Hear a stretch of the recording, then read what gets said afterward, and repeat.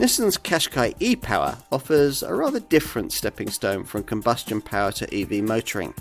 It's an interesting confection, always an EV, yet also always petrol-powered. Who needs a hybrid? It's a fascinating electrified combustion drivetrain, this. For a start, at 1.9 kilowatt hours in size, the battery is about twice the size it would be in a conventional full hybrid. And it's topped up by a little 3-cylinder variable compression 1.5 litre turbo petrol engine that never directly powers the wheels. Forward motion is instead taken care of by a single front axle mounted motor which puts out 187 horsepower and 310 newton meters of torque, which is enough to propel the Qashqai ePower to 62 miles an hour from rest in 7.9 seconds. That's the quickest stat recorded by any engine in the Qashqai lineup, and as if to underline the intended EV remit, the maximum speed figure, 105 miles an hour, is the slowest.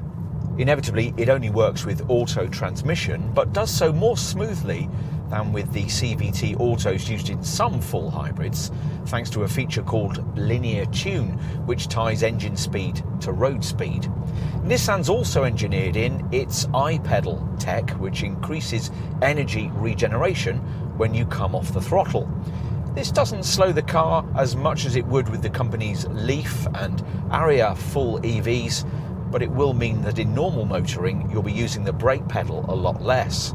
An EV button sits alongside the iPedal switch, supposedly for full EV driving, but it only deigns to activate if you're driving like Miss Marple at speeds which would barely allow you to overtake a bicycle.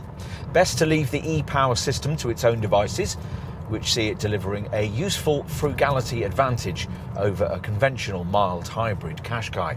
52.3 mpg on the combined cycle and 119 grams per kilometre of CO2. There's not much to differentiate this ePower Qashqai variant from its lesser stablemates. The eagle-eyed will notice the bespoke badgework and, perhaps, this black trimming strip on top of the front grille. Plus, even with base trim on a Qashqai ePower, you get smart 18-inch diamond-cut alloy wheels. We've got 19-inch rims here, and there are 20-inch alloys at the very top of the range.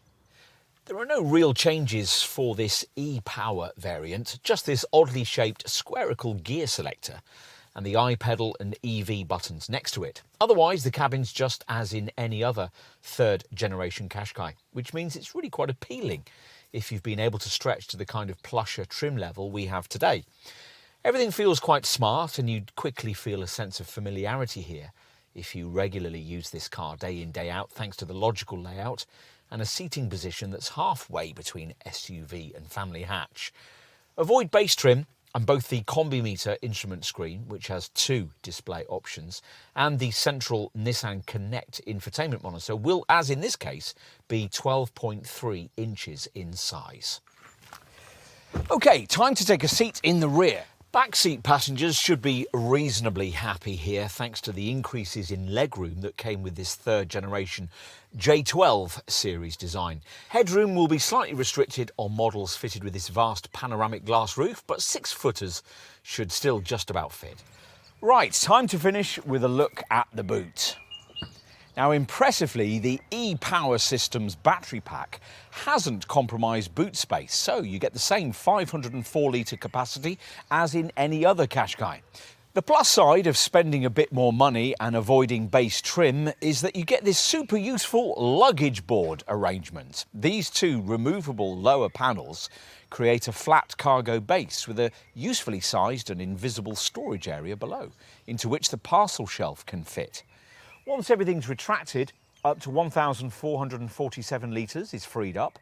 Useful, but nowhere near class leading. Still, that'll probably be quite sufficient for most customers.